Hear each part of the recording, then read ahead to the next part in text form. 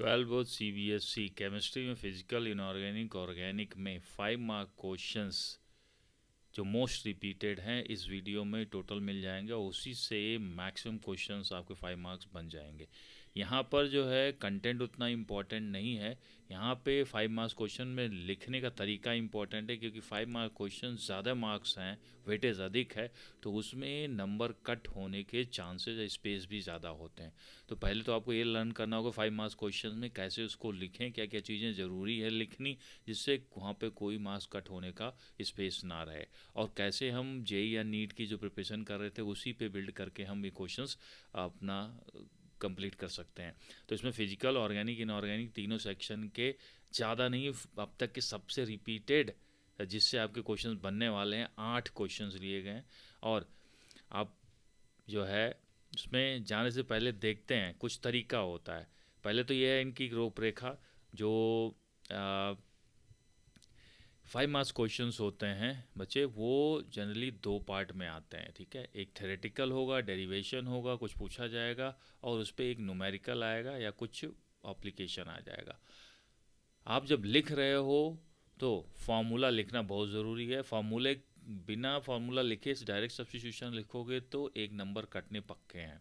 ठीक है, अदरवाइज जो मास्टर जी के मर्जी पे है पूरा, वो कट कर लें ना कट कर लें, this is different thing. Substitute करो, फिर उसको कैलकुलेट करो, फिर जो आंसर आया ना उसमें यूनिट लिखना बहुत ज़रूरी है। यूनिट इतना इम्पॉर्टेंट है कि अगर यूनिट नहीं लिखे हो तो ये माना जा सकता है आपका आंसर ही गलत है, तो उसमें 0 मार्क्स भी मिल सकते हैं। ठीक है, तो इस चीज़ को आप बिल्कुल ध्यान रखें। देखते हैं फटाफट पहला क्वेश्चन जो इंटीग्रेटेड रेट लॉ से chemical kinetics electro solution. Chemical kinetics से ये क्वेश्चन बहुत पूछा जाता है और उस पर डेरिवेशन आता है। इंटीग्रेटेड रेट इक्वेशन है तो रेट लॉ से स्टार्ट होगा। रेट लॉ आपको लिखना ज़रूरी है जब आंसर लिख रहे हो। फर्स्ट ऑर्डर रिएक्शन के लिए बोल रहे हैं कि आप भाई इंटीग्रेटेड रेट इक्वेशन निकालो। ठीक है, तो रेट लॉ आपको लिखना ज़रूरी है, उसके बिना आपका क्वेश्चन अधूरा है। इसको लिखते ही आपको 1 नंबर मिल जाएंगे। ये जो रिएक्शन आपने लिखा R2P या A2B, ये लिखने की ज़रूरत नहीं कि R रिएक्टेंट है या P प्रोडक्ट है, क्योंकि ये इक्वेशन लिखने का नोटेशन होता है स्टैंडर्ड। लेफ़्ट साइड और राइट साइड पे क्या है और रिएक्टेंट प्रोडक्ट ये ऑलरेडी पता है हमें। फिर इसके बाद में इसको इंटीग्रेट करोगे आप। इंटीग्रेट करके उसमें आप इसका जो कांस्टेंट इसकी वैल्यू निकालोगे, इसके लिए ये लिखना ज़रूरी है, डायरेक्ट नहीं लिख सकते आप, क्योंकि ये बताना ज़रूरी है कि आप ये जो इंटीग्रेटेड रेट लॉ निकाल रहे हो R0 किस टाइम पे क्या ले रहे हो आप। ठीक है, अब जब इसको हम मैनिपुलेट करके पूरा निकाल के रखते हैं तो ये जो आता है यही इंटीग्रेटेड रेट इक्वेशन और यही हमारे काम का है। डिफरेंशियल रेट लॉ हमारे किसी काम का नहीं होता है, वो एक रिलेशन हमें मिल जाता है। अब इसके ऊपर देखो, एक फटाफट देख लेते हैं न्यूमेरिकल। ये जो हमने चीज़ें स्टार मार्क की हैं ये तीनों लिखा होना चाहिए, और जो सर्कल किया है हमने ये भी आप हो सके तो अंडरलाइन कर दो। इससे इसको बोलते हैं कि आपने कीवर्ड्स दिखा लिख भी दिए और शो भी कर दिए हैं, तो टीचर को सबसे पहले वही दिख जाएगा, उनको लगेगा आंसर तो सही ही होगा। ठीक है, दूसरा न्यूमेरिकल। अब न्यूमेरिकल देखो, इसमें पहले आप क्या लिखोगे, टाइम दिया हुआ है, कांस्टेंट दिया हुआ, और बोल रहा है कि रिएक्टेंट 1/16 टाइम हो रहा है तो कितना टाइम लगेगा। उसके लिए आप वही इंटीग्रेटेड रेट इक्वेशन यूज़ करोगे, फार्मूला लिखोगे। फार्मूला के बाद फिर सब्सिट्यूट करोगे, डायरेक्ट ये नहीं लिखना है। ठीक है, डायरेक्ट इसको नहीं लिखना है। फिर कैलकुलेशन निकल के आया तो यहाँ पे ये यूनिट लिखना ज़रूरी है। तो यहाँ पे जो बात निकल के आ रही है, पहली चीज़, ये चीज़ हमेशा ध्यान में रखना, बोर्ड एग्ज़ाम के लिए 3 चीज़ें होनी चाहिए, जेई या नीट नहीं है। यहाँ पे पहला तो एक करेक्ट हो भाई, ठीक है, करेक्ट। दूसरा कंप्लीट हो। ठीक है, हम आंसर सीधा दे दें तब भी करेक्ट माना जाएगा ना, कोई आप न्यूमेरिकल हमसे पूछ लो मेंटली कैलकुलेट करके दे देंगे, लेकिन कंप्लीट होना चाहिए, सारे स्टेप्स बताने होने चाहिए।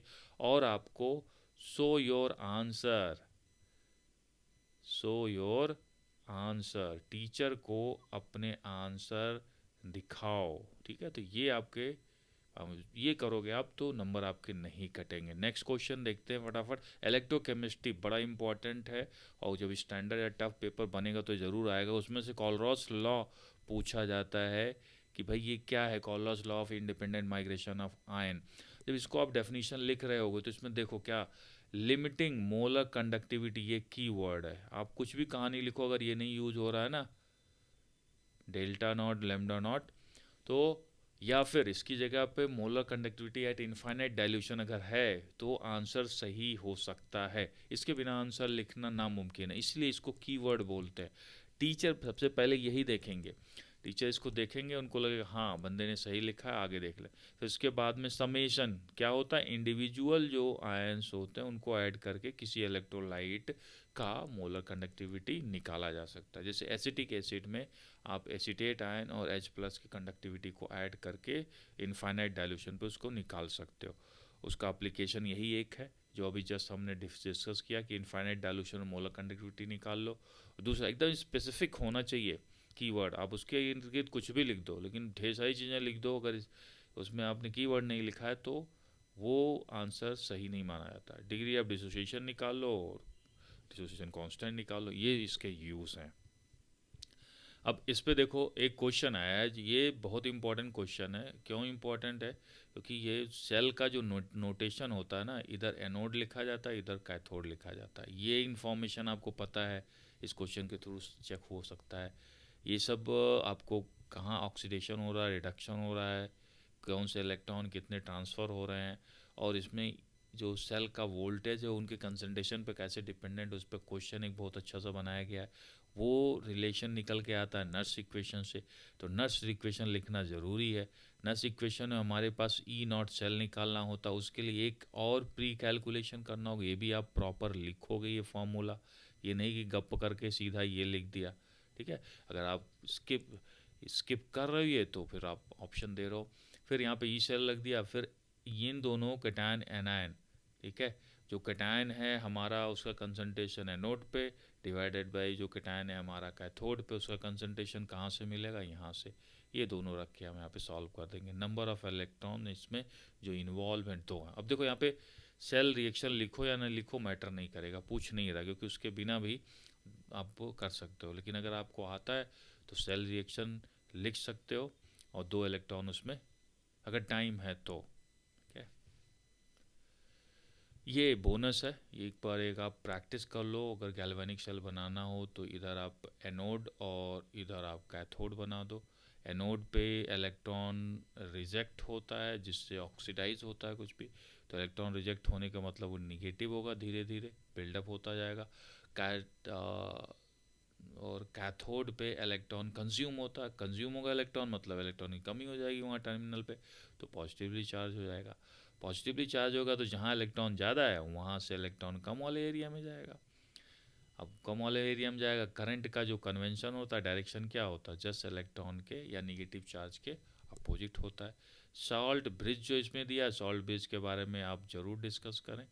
सॉल्ट ब्रिज यहाँ पे ये जो दिया हुआ है, सॉल्ट ब्रिज का काम क्या होता है, 2 काम होते हैं। एक तो सर्किट को कंप्लीट करना, अब यहाँ से जा रहा है तो इसके थ्रू ये, ठीक है, सर्किट कंप्लीट होना चाहिए ना, किसी की भी इलेक्ट्रिक सर्किट आप बनाते हो। और दूसरा जो है यहाँ पे अपोजिट चार्जेस के जो बिल्डअप होते हैं, जिसके कारण पोटेंशियल जो बन रहा आउटर वो जो है अपोज होता है इंटरनली, उसको कम करने के लिए यहाँ पे सॉल्ट ब्रिज और वो भी आयन का लगाया जाता है। और इसमें ऐसा लगाया जाता है कि कैटायन और एनायन ऑलमोस्ट सेम कंडक्टिविटी के होते हैं। हाँ भाई, कॉलिगेटिव प्रॉपर्टी से क्वेश्चन सोल्यूशन में आता है। ठीक है, अब उसमें एबनॉर्मल मोलर मास 5 मास क्वेश्चन के लिए फर्टाइल ग्राउंड है।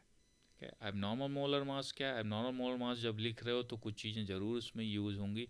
पहले तो एबनॉर्मल है तो आपको थेरेटिकल वैल्यू या कैलकुलेटेड वैल्यू वो ऑफ मोलर मास वो टर्म यूज़ होगा उसमें। दूसरा कॉलिगेटिव प्रॉपर्टी यूज़ होगा। ठीक है, ये सब की वर्ड्स है। तो एबनॉर्मल मोलर मास क्या होता है और नॉर्मल मोलर मास क्या होता है, एक एग्जांपल के थ्रू समझ लेते हैं। जैसे एसिटिक एसिड है, विनेगर, सिरका, ठीक है। अब हम बोले तो आप बोलोगे सर ये फार्मूला है, तो मैं पूछूं अगर कि इसका मोलर मास बताओ, तो कभी भी ऐसे पूछा जाए तो उसका हमेशा नॉर्मल थेरेटिकल बताया जाता है। तो इसमें कैसे थेरेटिकल, भाई थियरी, कहीं हमें एक्सपेरिमेंट की ज़रूरत नहीं है, थियरी के थ्रू हमें थियरी क्या पता है, कार्बन का मास पता है, एटॉमिक मास, हाइड्रोजन का पता है, ऑक्सीजन का पता है, तो 2 कार्बन का कितना हो जाएगा, 24 हो जाएगा भाई। और 4 हाइड्रोजन का कितना हो जाएगा, 4 हो गया। और 32, इसको जब आप ऐड करोगे तो 60 आ जाएगा। अब ये क्या बताता है, 60 ग्राम पर मोल, अगर 1 मोल लोगे कहीं पर भी तो 60 ग्राम आएगा, ठीक है। अब पार्टिकल इसमें होता क्या है, कॉलिगेटिव मीन्स होता है पार्टिकल, पार्टिकल आयन भी हो सकते हैं, मॉलिक्यूल भी हो सकता है, ठीक है। तो यहाँ पर होता क्या है, जब एसिटिक एसिड को वाटर में ऐड करते हैं तो नंबर ऑफ पार्टिकल चेंज हो जाता है। इनफैक्ट जैसे आपने COH ऐड किया वाटर में तो होता क्या है भाई साहब, ये डिसोसिएट होता है, और पूरा नहीं डिसोसिएट होता है। मान लो आप 10 मॉलिक्यूल लिए, 0 0 था स्टार्टिंग में, स्टार्टिंग को T=0, एंड किसी और टाइम पे T= मान लो आपको T=10 मिनट बाद ये 8 बचा, इसमें 2 टूट गए तो कितना होगा, 2 ये बनेगा। अब देखो मॉलिक्यूल, टोटल पार्टिकल, ठीक है। कॉलिगेटिव प्रॉपर्टी, कॉलिगेटिव प्रॉपर्टी, जो कॉलिगेटिव प्रॉपर्टीज होती हैं वो पार्टिकल, मॉलिक्यूल भी हो सकता है, आयन भी हो सकता है, कैटायन एनायन कुछ भी हो सकता है, और उसमें कोई डिफरेंस नहीं करते हैं, केवल नंबर से मतलब है कि कितने नंबर ऑफ कैटायन एनायन या मॉलिक्यूल हैं उसमें। तो इसमें आप अब देखोगे टोटल स्टार्टिंग में अगर हम बोलें भाई एनायन और मॉलिक्यूल, न्यूट्रॉन मॉलिक्यूल मिला के कितने पार्टिकल हैं टोटल, तो आप बोलोगे 10 है सर। यहाँ पे कितने हैं, 8 + 2 + 12 हो गए। अब एक बात ये भी है, अगर हमें मान लो मास हमने इसका m लिया था, तो मास पूरे सोल्यूशन, किसी एक सोल्यूशन में अगर हमने पानी डाला उसमें मिक्स कर दिया, मास स्टिक एसिड का m लिया था तो m ही रहेगा। तो पर आप जानते हो 10 मॉलिक्यूल ऐड किया तो पर मॉलिक्यूल कितना हो गया, m/10 हो गया। यहाँ पे पर मॉलिक्यूल कितना हो जाएगा, m/12 को। अब 1 मोल के लिए मास क्या होता है, अवोगाड्रो नंबर से मल्टीप्लाई कर देते हो, अवोगाड्रो नंबर से। अब देखो ये चीज़ जो आएगी ना, ये नॉर्मल है, दिस इज़ नॉर्मल है कैलकुलेटर। अब ये हमेशा, क्योंकि टूट फूट तो रहा नहीं रहा है, चेंज हो नहीं रहा रूपरेखा उसकी, तो थ्योरेटिकल के बराबर होगी हमेशा। बट ये वाला पार्ट आपको, ये जो 12 आया है यहाँ पे बता रहा है, ठीक है। अब 10 था, 10 में से 2 टूट गया, मतलब 20% जो है आपका डिसोसिएट हो गया। अब ये 20% जो होता है ये ऑब्जर्व्ड है, और ये थियरीज नहीं पता चलेगा, एक्सपेरिमेंट आप करोगे तभी अलग अलग मॉलिक्यूल का, अलग अलग कंपाउंड का तब पता चलेगा। इसीलिए इसको एबनॉर्मल, ये जो एबनॉर्मल मोलर मास है इसको जो है ऑब्जर्व भी बोलते हैं, ऑब्जर्व ही बोलते हैं, ठीक है। और वो डिफ़र कर सकता है, उसको एक डिफ़र कर रहा है नहीं कर रहा है, उसको हम वांटा फैक्टर, इसको स्टडी किया था उन्होंने, उससे डिसाइड करते हैं। अगर आई की वैल्यू यहाँ पर, आई की वैल्यू हमारी, आई if I is greater than 1 या आई इज़ लेस देन 1, ये केसेस बन सकते हैं। ये नॉर्मल वाला केस है, मतलब आई उसको एक मेज़र करता रेशियो है कि फाइनल जो हम किसी भी कंपाउंड को अगर हम ऐड करते हैं सोल्यूशन में, ठीक है, तो वो फाइनली कितने मॉलिक्यूल में नेट टूट जा रहा है, जितना था उतना ही रहता है तो नॉर्मल माना जाएगा। आई ज़्यादा हो गया मतलब डिसोसिएट हो गया तो I is greater than 1। Associate भी होता है, जैसे एसिटिक एसिड अगर आप लिक्विड बेंजीन में डाल दो तो एसोसिएट भी हो जाता है। तो इस तरीके से आपको लिखना ज़रूरी है। तो एक एग्जांपल आपको दे सकते हो यहाँ पर, क्या है? ये था समझाने का, यहाँ तो समझा दिए, बट तो ज़रूरत नहीं थी यहाँ पे आपको, क्योंकि ये देखना है कि लिखना कैसे एग्जाम। अब देखो इस पे बेस एक क्वेश्चन है, बोल रहा है ग्लूकोज को आप ऐड कर रहे हो पानी के अंदर, तो बताओ कि उसका जो है बॉइलिंग पॉइंट कितना हो जाएगा। तो ये boiling elevation in boiling point वाला फार्मूला आपका यूज़ होगा यहाँ पे, ΔTB = KB m। तो ये वैल्यू देखो दी हुई है, ठीक है। हमें कैलकुलेट करना है इसको, m एक और कैलकुलेशन करना होगा, मोलैरिटी, मोलैरिटी के लिए क्या करना होगा, moles of solute, moles of solute क्या होता है, मास उसका लिया और मोलर मास लिया, और जो अब सॉल्वेंट लिए हैं 1 kg लिए हैं तो 1 हो जाएगा सीधा। तो ये 0.1 आ रहा है यहाँ कैलकुलेट किया गया। फिर इसकी वैल्यू यहाँ पे आप पुट करते हो और फाइनली कैलकुलेट करके इतना आ जाता है। बट पूछ रहा है कि बॉइलिंग पॉइंट फाइनली कितना होगा, तो यहाँ पे आपको 60-70% मार्क्स मिल जाएंगे, फाइनल मार्क्स यहाँ मिलेगा, करेक्ट यूनिट के साथ आप लगाओगे, ठीक है।